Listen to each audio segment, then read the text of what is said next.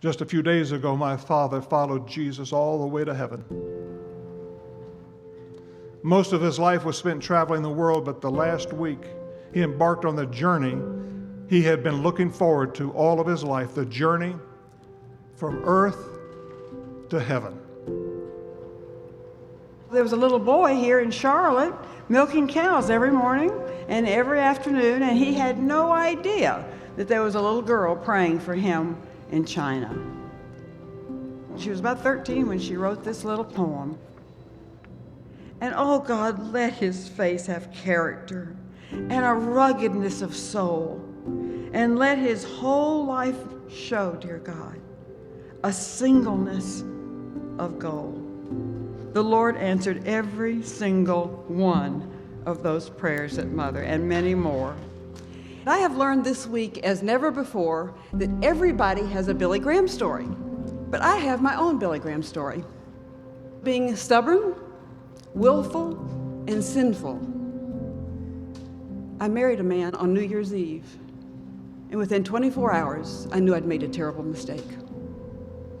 After 5 weeks, I fled. I was afraid of him. What was I going to do? And let me tell you, you women will understand you don't want to embarrass your father. You really don't want to embarrass Billy Graham. I rounded the last bend in my father's driveway, and my father was standing there waiting for me.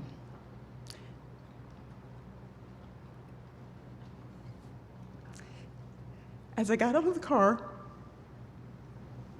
he wrapped his arms around me and he said, "Welcome home."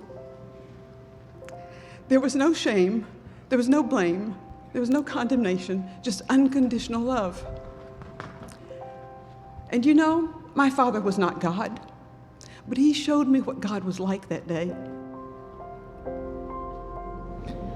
I know what he would want me to say today is heaven is coming again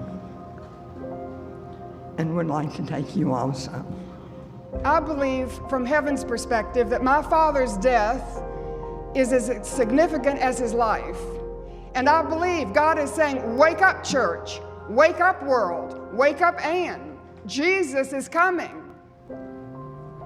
He was faithful, he was available, and he was teachable. May we all be that way. I can only imagine what it was like for my father to step into heaven, and there was the Lord Jesus Christ to say, "Well done, good and faithful servant." Not because it was Billy Graham, it's just another child of God had come home. Another child of God. Not because I've worked my way up, and not because I'm good, or not because I've preached to great crowds of people. I am saved because Christ took my sins on that cross. You see, I'm prepared to die.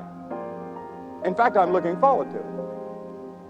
And when you're prepared to die, you're also prepared to live.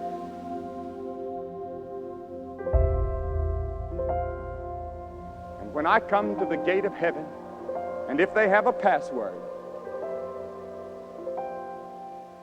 I'm going to say, only to the cross I cling. I have no other hope of heaven.